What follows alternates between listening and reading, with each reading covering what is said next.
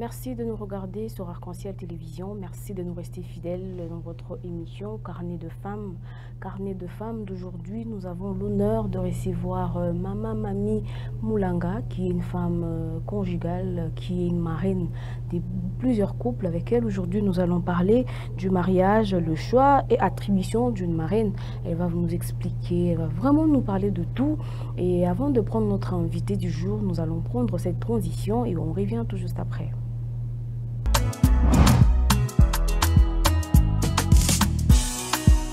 Voilà, de retour sur ces beaux plateaux d'Arc-en-Ciel Télévision, nous allons commencer. Avant de commencer, nous allons dire bonjour à notre invité qui est Maman Mamie Moulanga, à qui j'ai dit bonjour Maman Mamie et bienvenue. Bonjour Maman Nadia, merci beaucoup. En tout cas, merci d'avoir accepté notre invitation. C'est vraiment un honneur. Vous êtes là encore aujourd'hui.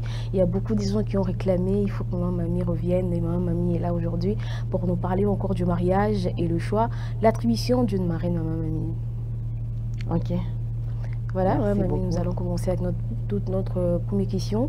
Nous allons commencer, Maman Mamie, nous voulons savoir, d'après vous, c'est qui une marraine? Ok, merci beaucoup Maman Nadia pour la question. C'est une question pertinente que les gens prennent à tort et à travers. Une marraine, c'est en fait une personne de confiance. C'est vraiment une confidente. Ça doit être une personne proche. Ça doit être une personne proche. Okay. Cette personne-là a un grand rôle à jouer. Quand nous parlons du mariage, c'est une autre vie que les gens commencent. Okay. Avant le mariage, l'homme est chez lui, la femme est chez elle, et les deux veulent commencer une vie ensemble. Okay. Et pour commencer une vie ensemble, on a besoin d'une personne qui doit nous accompagner, d'une personne qui doit nous conduire. La marraine, c'est cette personne-là qui conduit le nouveau marié, la filleule et les filleuls. Elle le conduit sur le plan spirituel pour leur épanouissement dans le couple, pour leur épanouissement dans leur nouvelle vie. C'est en fait une découverte pour les deux. Alors, ils doivent avoir quelqu'un à côté pour leur montrer le repère de cette nouvelle vie. C'est en fait ça, une marraine. Elle est là. Elle aide aussi aux préparatifs du mariage. Elle est là aussi comme conseillère. C'est en fait ça une marraine. Donc quelqu'un qui conduit le nouveau marié dans leur vie conjugale. Quelqu'un qui conduit le nouveau marié dans leur vie conjugale. Maman Mamie, quels sont les critères qu'une marraine doit avoir pour être choisie? Ok, là je vais en fait tirer les oreilles des gens qui veulent entrer dans le mariage. Très bien. L'argent, ce n'est pas un critère pour choisir une marraine. Le mariage, c'est quelque chose de très précieux. Le mariage, ce n'est pas un jeu. Un jeu, on joue et puis... Non, non. Le mariage, c'est toute une vie. Quand on rate le mariage, on rate la vie. Et comme moi, j'ai toujours dit que le mariage, c'est comme une entreprise. Quand je fais mon entreprise, je dois prendre quelqu'un qui a réussi dans ce domaine-là. Donc, le premier critère, c'est prendre une personne qui a réussi dans son mariage. Une personne qui est un modèle, une personne qui inspire. Et pas l'argent. L'argent, ce n'est pas ça le critère.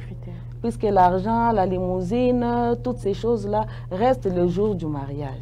C'est quand vous quittez la salle que la vie commence. Donc, je dois choisir quelqu'un qui a réussi dans son mariage, quelqu'un qui a une bonne moralité, quelqu'un qui a un exemple à suivre et quelqu'un qui confesse la foi chrétienne. Puisque je m'appuie sur cette personne pour que moi aussi je puisse réussir. Ce sont là les quelques critères, mais pas l'argent. Maman Mamie, il y a d'autres personnes qui prennent le marraine parce que cette maman la vie grandit, parce que cette maman a beaucoup d'argent. Qu'est-ce que la marraine apporte dans un couple de mariage? La marraine doit apporter beaucoup de choses. La première des choses, la marraine apporte les conseils. En fait, quand nous entrons dans le mariage, il y a des choses que nous faisons à la maison. La fille, quand elle entre dans le mariage, elle connaît déjà les CV. Ça, c'est pas un problème. Elle connaît déjà préparé. L'homme, quand il entre dans le mariage, il a déjà son travail. il cherche. Donc, il sait que quand j'entre dans le mariage, je vais trouver quelque chose pour que ma famille puisse avoir quoi mettre sur la dent. Mais il y a aussi des choses que les parents ne nous disent pas. C'est comme un tabou, surtout chez nous les Africains, les Congolais. Il y a des choses que je peux dire en passant, pas entrer en profondeur. Mais la marraine, ce sont ces choses-là qu'elle nous donne à fond. La marraine nous parle de la vie sexuelle du couple sans tabou. Elle est libre, elle nous parle de tout. Là où les parents, même le pasteur ne peut pas entrer en profondeur, la marraine vient nous montrer comment nous devons vivre cette vie sexuelle dans le couple. Surtout ça. Puisque les autres histoires, on nous apprend à la maison. Comment tenir la maison, là on nous apprend. Mais comment tenir la vie sexuelle, même si on t'apprend, c'est avec réserve. Mais la marraine, il va sans réserve. Nous dit tout. Et c'est la personne qui peut même entrer dans la chambre. Elle peut même me montrer comment faire le lit. Ça, ce que tu as fait, ce n'est pas bon. C'est devant cette personne-là que je peux étaler ma vie sexuelle dans le couple sans honte. Elle nous donne les encouragements. C'est vraiment un support. Il y a certaines choses. En fait, c'est une maman, je peux dire, elle remplace ma maman dans le mariage. Ce que ma maman ne peut pas faire dans mon mariage, elle le fait. On peut dire la deuxième maman où elle est après maman, où elle remplace aussi ma maman. Non, elle ne remplace pas ma maman, mais elle me donne ce que ma maman ne peut pas me donner. Elle peut même me montrer comment la vie sexuelle sur le lit. Tout. Là, on peut parler sans tabou, on peut parler sans honte. Mais avec ma maman, on a des limites. Même si j'ai un problème de conflit concernant le sexe, elle va bien me guider que ma maman. Puisque à elle, je serai ouverte. Maman, mamie, nous voulons savoir, est-ce que la marraine a-t-elle de l'influence sur sa fiole? Oui. C'est pour cela que même nous disons, pourquoi est-ce que je choisis telle marraine? Je vous ai dit que je choisis sur base du comportement. Et vous devez savoir que, en fait, l'entourage apporte une influence sur quelqu'un. L'entourage apporte l'influence. La marraine a de l'influence. C'est pour cela que j'ai dit, parmi les critères, on doit choisir une bonne personne. Une personne qui a une bonne moralité, qui a une bonne réputation. Elle a de l'influence, et beaucoup. Puisque c'est dans une nouvelle vie que j'entre. Je ne sais pas comment faire ce que je ne faisais pas chez nous. Je ne sais pas comment m'y prendre sur la vie sexuelle. Je ne sais pas comment m'y prendre sur les conflits qui proviennent de la vie sexuelle dans le couple. En fait, je vais m'atteler sur ce que ma marraine va commencer à me dire. Et je vais même commencer à imiter ce qu'elle fait. Quand je vais chez elle, je vois comment est-ce qu'elle se comporte avec son mari. Et moi aussi, je vais imiter ce qu'elle fait. C'est pour cela qu'on doit choisir une bonne personne. Maman, mamie, vous êtes marraine de couple de mariage que vous avez eu à encadrer. Comment vous faites? Comment vous faites pour encadrer ces jeunes filles-là qui viennent vers vous? Oui. La première des choses, la chose la plus capitale dans l'encadrement, c'est la formation. En fait, la personne ne peut changer qu'au travers d'une formation. Et cette formation, nous l'appelons l'éducation. Donc, ces filles qui viennent vers moi, je commence d'abord par la formation. Leur dire qu'est-ce que c'est le mariage, qu'est-ce que tu vas faire dans le mariage, leur faire voir que le mariage, ce n'est pas un jeu. Là où j'entre aujourd'hui et demain, je quitte. Là où quand j'entre, on me fait si c'est quoi, ma famille vient me dire ça c'est notre princesse, on ne peut pas toucher à notre princesse. Je leur fais voir, je fais voir à mes filles, à mes filles, que le mariage c'est une alliance. Le mariage c'est pas un contrat. Quand on va au travail, on a un contrat, ça a un début et ça a une fin, on a une retraite. Mais le mariage tel que Dieu l'a prévu, c'est une alliance. C'est toute la vie. Et je leur dis toujours, il faut réfléchir 2 fois. Quand vous venez ici, donc vous avez déjà réfléchi. Ok, nous avons déjà réfléchi. On commence la formation. Vous y entrez pour ne pas sortir. En fait, c'est ça. Donc, je leur fais voir que le mariage, c'est une très bonne chose. Mais vous avez besoin d'un accompagnement. puisque c'est une vie nouvelle. Une vie qui a de nouvelles réalités, de nouveaux défis à relever. Donc, ce n'est pas aller pour jouer et puis sortir. Non, non. Et puis, je leur dis toujours, quand vous entrez dans le mariage, c'est pour aller apporter le bonheur. Puisque la Bible dit qu'il trouve une femme, trouve le bonheur. Même si cet homme-là, il était malheureux. Quand vous entrez dans le mariage, l'homme doit trouver le bonheur. Mais quand vous entrez dans le mariage et que les choses ne marchent pas, la première à réprimander, moi, c'est la fille. Même Dieu lui-même, il a dit, il n'est pas bon que Adam soit seul, que l'homme soit seul. Je lui ferai une aide. Donc, quand vous entrez là-bas, l'objectif là-bas, c'est d'aller apporter le bonheur. Pas d'aller chercher, on ne part pas chercher le bonheur dans le mariage. On part apporter le bonheur. Donc, c'est un peu ça ce que je leur dis. Maman, mamie, est-ce que la gestion d'un couple peut dépendre du couple parent? Non, non. Notre gestion... Donc, le couple, c'est, je dirais, c'est un parti à part. Les parents viennent nous montrer. De la même façon que quand nous entrons dans le mariage, nous ne dépendons plus des parents. C'est pour cela que la Bible dit, c'est pour cela que l'homme quittera. Donc nous quittons, l'homme quittera sa famille, s'attachera à sa femme et les deux deviendront une seule chair. Nous commençons notre vie à part. Nous n'allons pas dépendre des parents, mais nous prenons les parents comme modèle pour nous montrer le chemin. Ils sont là, ils nous tiennent par la main pour nous montrer le chemin. Mais la gestion de notre couple, c'est à nous-mêmes d'organiser cette gestion. Ils sont là pour nous aider, c'est un support. Quand nous sommes en couple, c'est un parti à part, c'est une entité à part. Sa gestion ne dépend pas ni des parents ni des parrains. Sa gestion dépend de couple eux-mêmes. C'est eux qui gèrent leur vie. Mais en fait, comme ils sont nouveaux dans cette nouvelle vie, il y a des gens qui leur disent « ne faites pas ça, ici vous pouvez faire ça ». Il y a des gens qui leur montrent le chemin, les repères de la vie. Mais ils ne dépendent pas de ces gens-là. Ces gens-là sont des conseillers, des supports qui peuvent les encourager. Mais leur vie ne dépend pas de ces gens-là, des parrains. La gestion de leur couple ne dépend pas de la gestion des parrains. Maman, mamie, est-ce que le mariage qu'il y a avant nous peut-être, est-ce que le choix du marraine était obligatoire par rapport à aujourd'hui?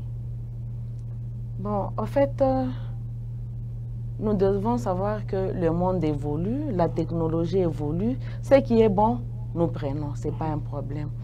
Si nous regardons peut-être dans le temps, ici chez nous en Afrique, peut-être explicitement il n'y avait pas de marraine, mais implicitement il y en avait. Il y avait toujours quelqu'un qui s'occupait de la fille et quelqu'un qui s'occupait de l'homme, de tous les deux côtés. Alors peut-être qu'ils n'avaient pas cette expression-là, ce langage de marraine, mais il y avait quelqu'un qui les conduisait, quelqu'un qui leur montrait le chemin. Là, c'est peut-être un problème d'expression ou de langage. Maman marraine, est-ce que c'est permis à une femme ou à un couple qui n'a jamais fait un mariage civil de parrainer un autre couple de mariage? Normalement, si nous rentrons à la définition, c'est un modèle, c'est quelqu'un qui nous a déjà dévancé. Une marraine, c'est quelqu'un qui a de l'expérience dans ce domaine-là. Maintenant, la personne qui n'a jamais fait de mariage, il viendra me parrainer pourquoi? Je vais le prendre comme modèle en quoi? Il doit être un modèle en tout. Il a déjà fait le mariage coutumier. Il s'est déjà présenté à l'état civil. Et il a déjà fait le mariage. Ça doit être d'abord quelqu'un qui confesse la foi chrétienne. Donc, qui est reconnu par Dieu et par l'Église. Je pense que celui qui n'est pas passé par là, il doit d'abord régulariser. Si c'est une bonne personne, je tiens à elle. Il doit d'abord régulariser afin de me parrainer. Maman, mamie, est-ce qu'une femme qui était dans son foyer, dans le mariage, et après il a divorcé, il est encore retourné dans son mariage, il a le droit d'être marraine d'un couple? C'est une personne qui a échoué, non? C'est une personne qui a échoué. Si nous rentrons au mariage dans la Bible, le mariage c'est une alliance. L'alliance, on ne la brise pas. Comme je disais, le mariage, ce n'est pas un contrat. Je travaille quelque part, je démissionne, et puis quand je pars et que je ne trouve rien, ou bien là où je trouve, ça ne me plaît plus, je me dis non, non, mon ancien employeur, là, il était bon, je rentre là-bas. Vous voyez que c'est une personne qui est indécise. C'est une personne en qui je ne peux pas, qui n'inspire pas confiance. Puisque je ne sais pas si demain encore, il peut encore partir. Il peut encore divorcer. Puisqu'elle l'a déjà fait une fois. Ce n'est pas un bon exemple à prendre. Un exemple à prendre, une personne qui inspire confiance, elle inspire confiance constamment, quel que soit le problème, quels que soient les événements. C'est une personne qui, à un certain moment, peut dire à sa filleule, non, non, bon, tu peux partir. Moi, j'étais d'abord partie chercher ailleurs. Tu peux aussi partir. Ça, ce n'est pas un bon exemple à suivre. Ok. Ouais. Peut-être à chaque fois quand il y a des problèmes dans un couple de mariage, vous êtes là en train de vous disputer avec ton homme, la femme, vous ne vous entendez pas. Est-ce que vous êtes censé faire appel à la marraine ou vous pouvez même finir ça vous-même dans la maison? Ok. Ce qui est mieux, c'est déterminer le problème vous-même. C'est ça même le travail de la marraine. Quand tu es avec ta filleule, tu lui inculques ça dans la tête. Tu lui dis le mariage c'est un parcours. De la même façon que l'enfant apprend à marcher. Quand l'enfant commence à apprendre à marcher aujourd'hui, l'enfant tombe, il se relève. L'enfant tombe, il se relève jusqu'à ce que ses pieds seront fermes, il va commencer à marcher. C'est de la même façon dans le mariage. Quand vous commencez le mariage, d'abord le mariage c'est très bon. Ce que Dieu a dit c'est bon, c'est bon. Mais il y a toujours des petits problèmes. Il y a toujours des événements malheureux qui peuvent venir. Mais vous devez être capable de gérer vos conflits vous-même. Vous devez être capable de déceler les causes et de mettre les cales, de mettre les actions. On fait recours à la marraine, on ne peut pas dire que il faut pas. Mais quand vous voyez que vous faites la même erreur, vous recommencez, vous réparez, vous faites la même erreur. En tout cas, là, vous pouvez voir la marraine. Mais que ça ne soit pas des cas très, très fréquents. Que ce soit des cas rares. Puisque la maturité aussi d'un couple se définit par le nombre de fois qu'ils résolvent leurs conflits. Ok. Est-ce possible de prendre un membre de ta famille comme marraine? Si oui, pourquoi? Et sinon, pourquoi? Bon, en tout cas pour le mariage, pour peut-être le baptême ou autre, là vous pouvez prendre un membre de la famille, c'est pas un problème. Mais pour le mariage, c'est pas conseillé. C'est pas conseillé pourquoi? Puisque le mariage, vous unissez deux familles, vous unissez deux personnes qui viennent des origines différentes. Ils viennent des origines différentes et c'est mieux de prendre quelqu'un qui est neutre. Puisque quand vous prenez quelqu'un de votre famille, en cas de conflit, en cas de problème, naturellement tel que Dieu nous a créés, on a un penchant. Je serai du côté de ma filleule, puisque c'est ma nièce, c'est ma cousine. Et à un certain moment, il y aura une personne dans le couple qui sera défavorisée. Il faut prendre quelqu'un qui est neutre. Et quelqu'un qui est neutre jugera le problème avec, donc, le juste milieu. Mamie, est-ce qu'il y a de l'avantage ou des avantages de parrainer un couple de mariage?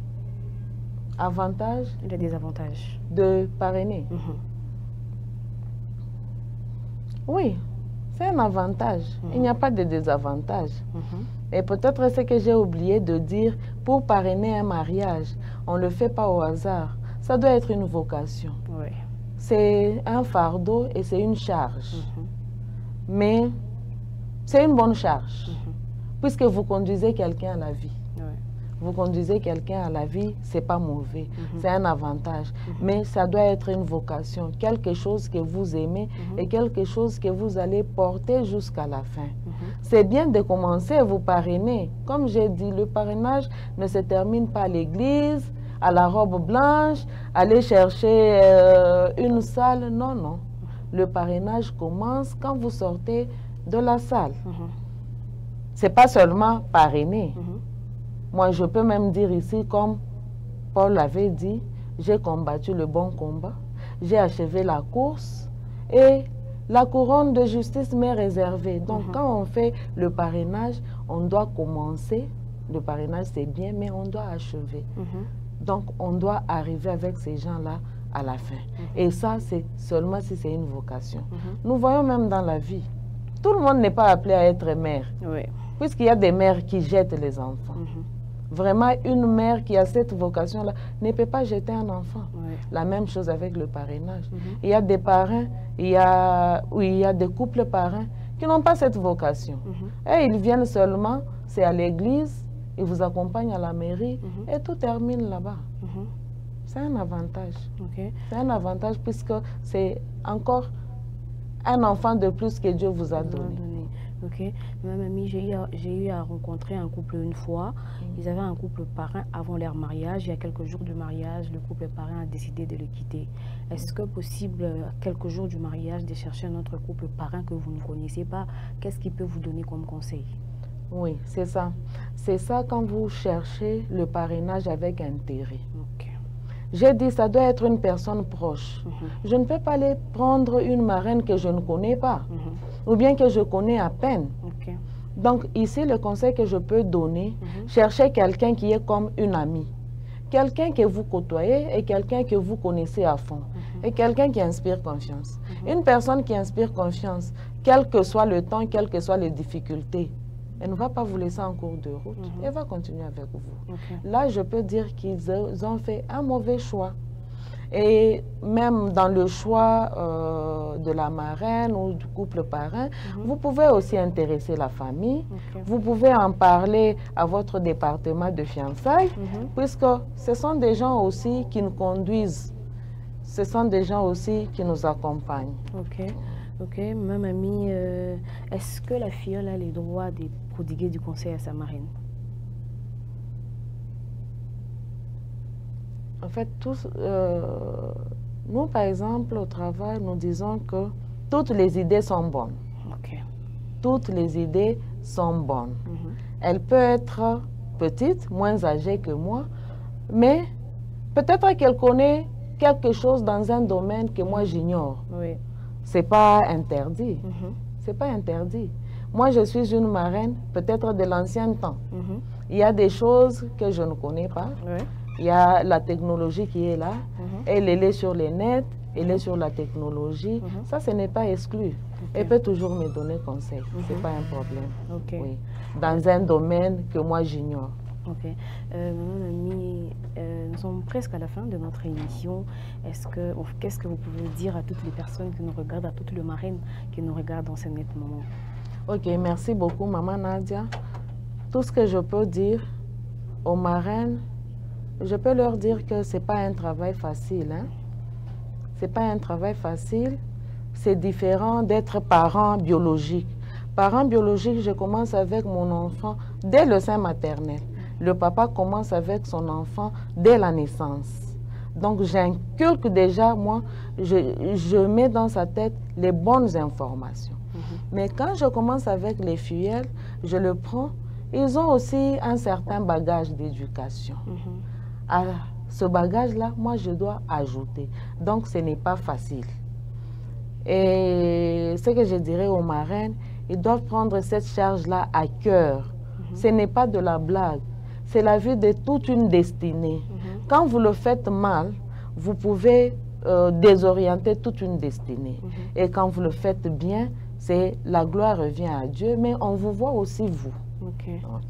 Aux filleuls, tout ce que je peux demander aux filleuls, faites un bon choix. Faites un bon choix. faites l'étude de la personne que vous voulez qu'elle vous accompagne dans votre vie future de couple. Si vous ne savez pas vous décider, nous prions. Nous sommes des chrétiens, vous priez, vous en parlez au département de fiançailles dans votre église, vous en parlez au pasteur. Ok. En tout cas, merci beaucoup à vous, Maman Mamie. C'était vraiment un honneur de vous recevoir dans cette émission Carnet de femmes. Merci, Maman Nadia. Moi aussi, je suis très émue. Ok, merci. À la prochaine, si Dieu le veut.